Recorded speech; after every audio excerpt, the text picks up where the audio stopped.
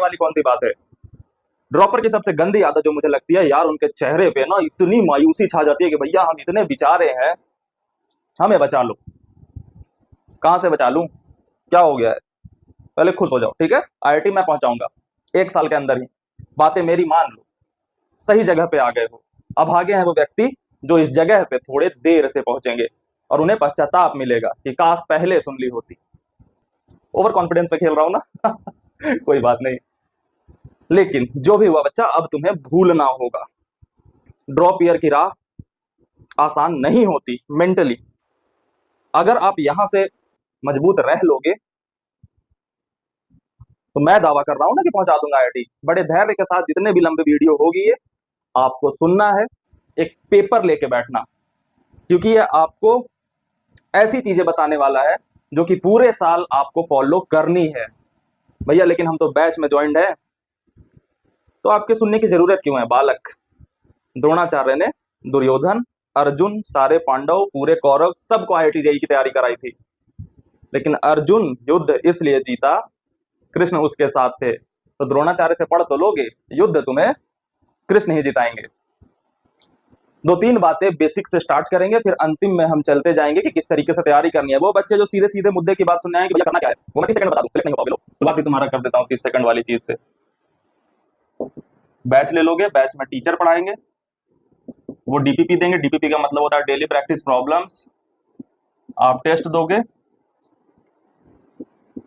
IIT पहुंच जाओगे, हो गया खत्म, जाओ कर लोगे ये। क्या ये तुम्हें पहले नहीं पता था 11th-12th में? पता था ना? तो ऑब्वियस सी बात है तुम्हें भी पता है कि ये जस्ट जान लेना तो हमें हेल्प नहीं करेगा आईआईटी पहुंचने में। अगर करता तो हम पहुंच चुके होते, क्योंकि ये तो हमें पहले से पता था। तो जो ऐसी बातों की उम्मीद में आए हैं कि अच्छा रोज तुम्हें 40 सवाल करने हैं, ये सारी चीजें भी इंपॉर्टेंट होती हैं, लेकिन अंत में पहले बच्चा इंपॉर्टेंट होता है जिसे बदलना पड़ेगा। क्योंकि 11th-12th में आप जैसे थे, अगर वैसे ही रहे तो रिजल्ट तो वैसा ही आएगा जैसा इस बार रहा। और वो बच्चे का बदलना बहुत ज्यादा जरूरी होता है। तो उस बच्चे को बदलने की पहले कोशिश करेंगे, पहले उसके दिमाग के जो सारे कचरे हैं उन्हें हटाना पड़ेगा। ड्रॉपर के साथ सबसे बड़ी दिक्कत होती है बच्चा के ड्रॉपर, बच्चा अपना बहुत बड़ा 11th और 12th का बर्डन लेके आता है, कुछ जानकारियों का, कुछ गलत जानकारियों का, मैक्सिमम गलत जानकारियों का, और उसे पता भी नहीं होता कि वो जो जानता है वो गलत है। जब ड्रॉपर की शुरुआत होती है ना, तो हर टीचर को 1-2 लेक्चर ये एफर्ट लगाने में चले जाते हैं कि तू पहले यकीन कर कि तू कुछ नहीं जानता, जो भी जानता है वो गलत है, तभी तुम्हें बदलाव आएगा। नहीं तो जनरली ड्रॉपर की माइंडसेट होती है, वो ये होती है कि भैया मुझे पता है कि सिलेक्शन कैसे होता है, बस जो पता है उसे वैलिडेट कर दो, बता दो कि सही है। और उससे जहां भी थोड़ा सा 1 सेंटीमीटर भी अलग व्यक्ति कहता दिख गया इसे थोड़ी पता होगा। ये सारी चीजें अपने अंदर से निकालो। सबसे पहले अपने आप को गधा मानो, अपने दिमाग को क्लियर करो, अपने दिमाग को ये बताओ कि सामने जो व्यक्ति कह रहा है वही बात मुझे सुननी है, मुझे वो नहीं सुननी जो मेरा अंदर का मन कह रहा है। जब हम किसी को सुन रहे होते हैं ना बालक, हम सिर्फ सुन नहीं रहे होते, हम कांस्टेंट कन्वर्सेशन में चल रहे होते हैं, एक सामने वाले व्यक्ति की आवाज और एक हमारे अंदर वाले व्यक्ति की आवाज, और ये दोनों टकराते हैं और अंदर वाला व्यक्ति जनरली जीत जाता है, क्योंकि वो हम खुद हैं और हम खुद को कभी हार नहीं देना चाहते। लेकिन बच्चा ये कैसी लड़ाई है ना ड्रॉप ईयर की, जिसमें अगर आप शुरुआत में हारोगे तभी अंत में जीत पाओगे। शुरुआत में मुझसे हार जाना। बेसिक बातों से स्टार्ट करेंगे, उसके बाद हम चलेंगे कि आपको पूरे साल करना क्या है। इन सारी बातों के सबसे ऊपर एक गोल्डन रूल दे रहा हूं, उस रूल को सबसे पहले अपने दिमाग में बिठाओ, कॉपी में लिखो अपने गोल्डन रूल।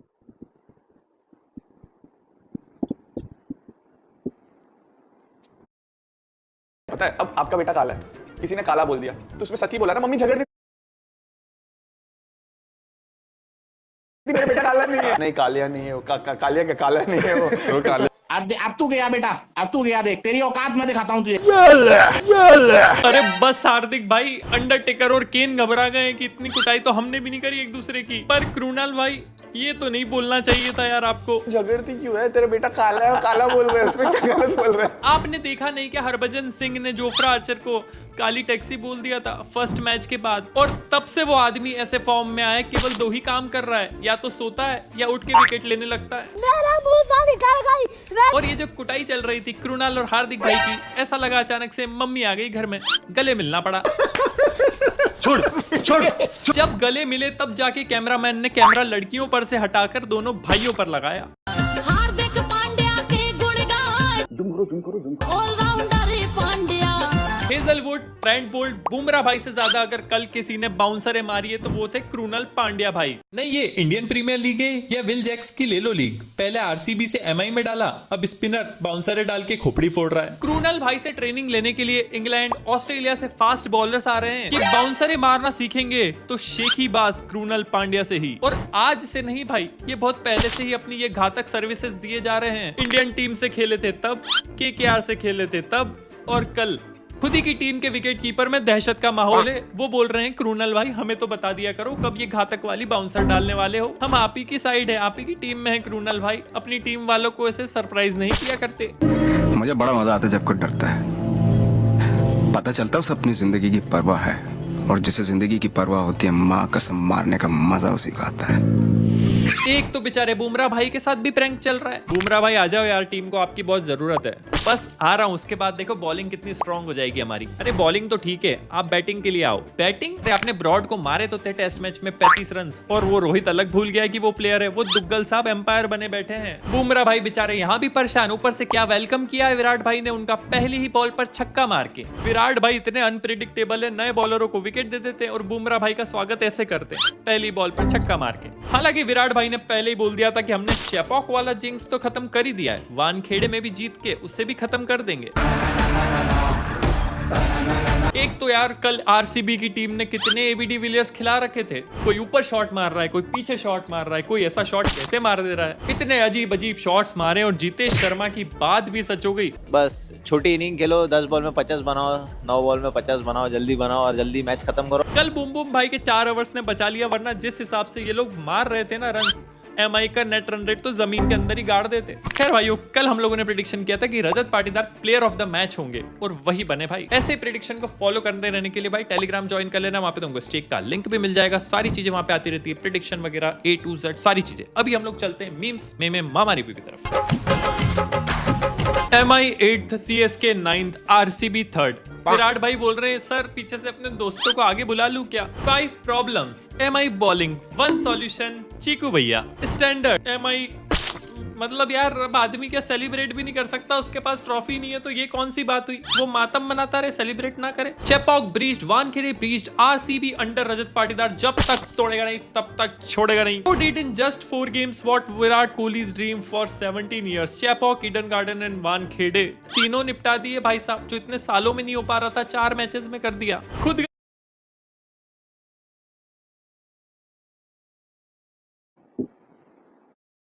और भाई मुंबई इंडियंस माहौल पूरा वेवी हो।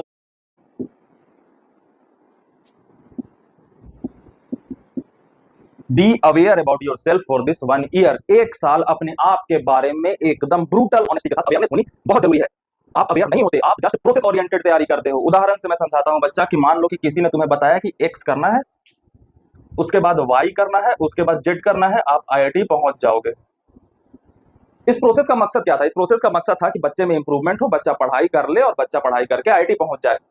लेकिन टीचर भी एक इंसान है बच्चा, टीचर ने ये जो प्रोसेस बताया है ये इस अजम्पशन पे बताया है कि बच्चे में ये कमियां होंगी, लेकिन हर बच्चे की कमी सेम नहीं होती, हर बच्चे का यूनिक प्रॉब्लम होता है। खास करके ड्रॉप ईयर में मान लो किसी बच्चे की दिक्कत है कि वो क्वेश्चन प्रैक्टिस नहीं कर पाता, ये प्रॉब्लम देखने में तो सेम लगेंगी, लेकिन इसका रीजन अलग अलग हो सकता है। किसी का रीजन हो सकता है कि क्वेश्चन प्रैक्टिस करने की बारी आती है।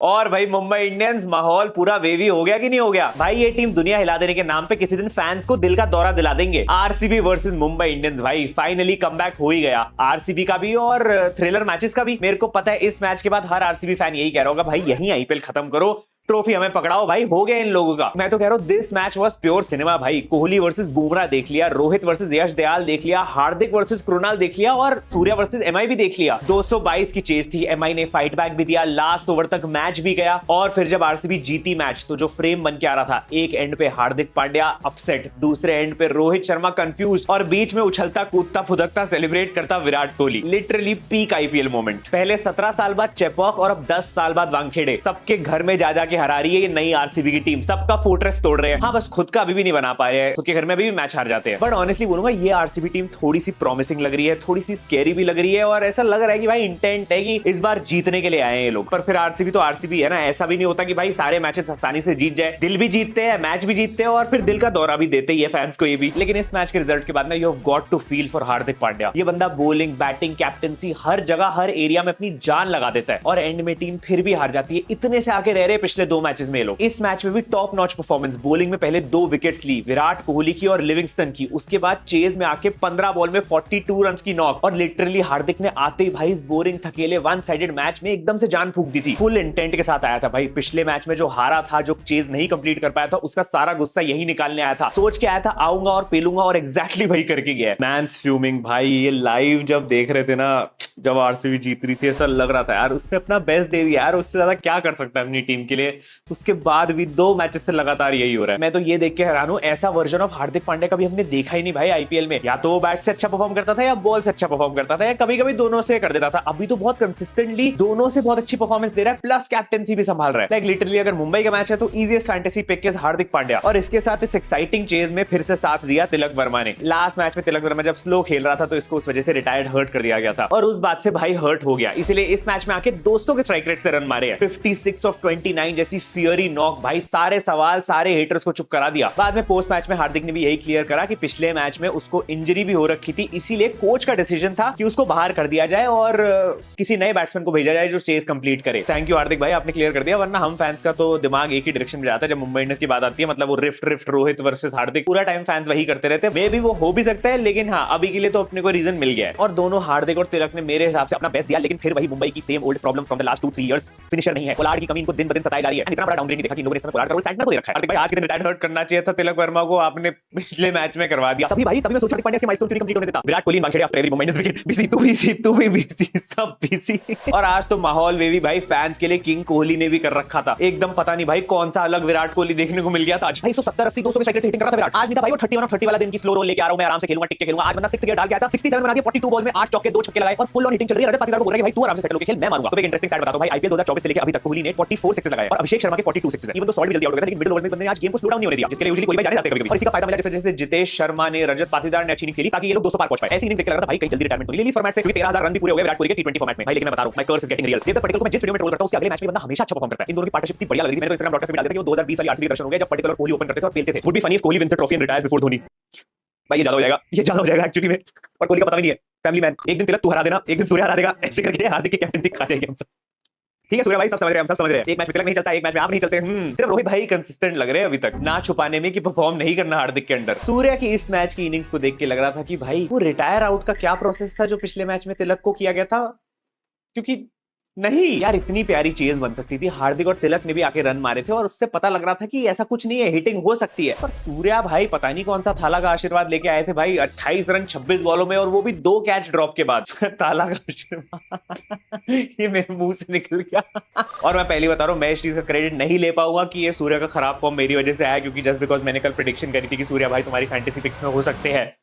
इसमें मेरी क्या गलती, इतना बढ़िया फॉर्म से खेल रहा था बंदा, और अब देखो भाई Vijay Shankar against Delhi Capitals. Last time RCB won the match against MI at Wankhede because Mr. 360 Masterclass in 2015. Today RCB won it here after 10 years because Mr. -360 Pro Max Masterclass. पहले AB de Villiers ने 133 मारी थी, सूर्या भाई की 28 of 26। भाई ये क्या innings थी, छी भाई।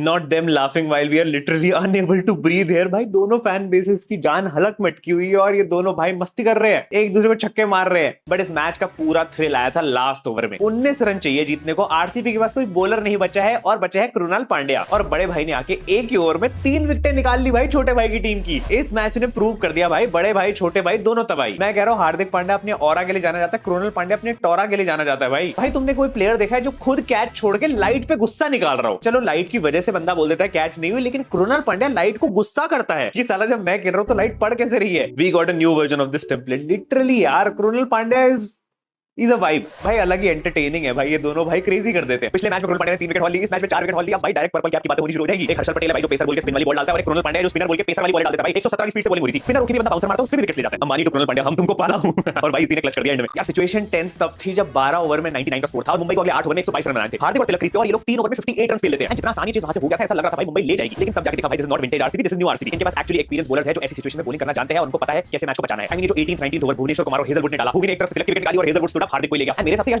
डिसेंट भाई, अच्छी कैप्टनसी थी जो उसको शुरू में लगा दिया और रोहित विकेट ले ली। तो इस बार लग रहा है ये लोग दिल से नहीं दिमाग से खेल रहे हैं। Humble CSK fans at Chepauk, humble KKR fans at Eden Gardens, humble RCB fans at Chinnaswamy, humble MI fans at Wankhede. Captain Rajat Patidar है ना, स्टार्टेड विद अ बैंग। भाई ये मतलब ये क्या, ये तारीफ हो रही है या बुराई हो रही है? भाई तुम रजत पाटीदार का ऑरा देख रहे हो, इसने वो करके दिखाया जो आज तक कोई आरसीबी कैप्टन नहीं कर पाया। भाई ने आईपीएल की 4 सबसे स्ट्रॉन्ग टीम के घर पे जाके उन्हीं के फैन बेस को शांत करवा दिया है। और ये जो 17 साल का सीएसके का रिकॉर्ड तोड़ा है और 10 साल का मुंबई का रिकॉर्ड तोड़ा है, दोनों में प्लेयर ऑफ द मैच भी यही है। दिस शोज कि ये सिर्फ कैप्टनसी से नहीं बैटिंग से ही भाई लीडिंग फ्रॉम द फ्रंट कर रहा है, गेम चेंज कर रहा है। इस मैच में भी इसने शुरू में टाइम लिया था, लेकिन उसके बाद ऐसा एक्सेलरेशन मारा भाई, एकदम 62 की नॉक खेल दी, वो भी 200 का स्ट्राइक रेट। लेकिन मुझे एक दिक्कत है भाई, मुझे लगता है इनका जो प्लेयर ऑफ द मैच है ये शेयर होना चाहिए था रजत पाटीदार और जितेश शर्मा में, क्योंकि जितेश शर्मा का ये नॉक ना भाई बहुत ज्यादा इंपॉर्टेंट था। 19 बॉल 40, वो भी हार्दिक, बोल्ट और बुमराह को फेस करते हुए। बेचारे हार्दिक ने तो इतनी अच्छी बॉलिंग करी थी, सारी इसकी इकोनॉमी।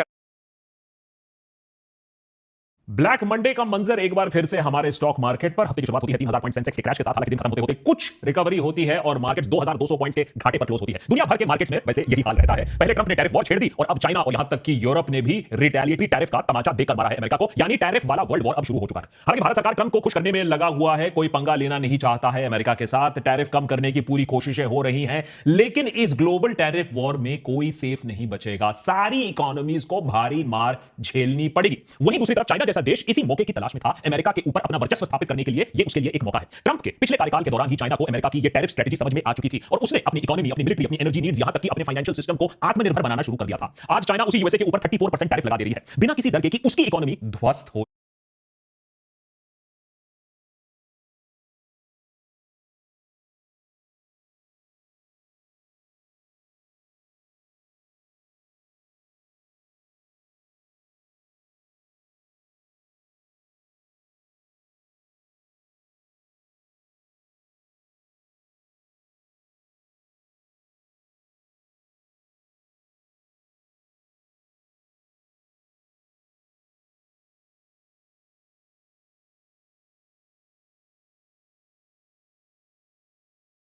जाएगी।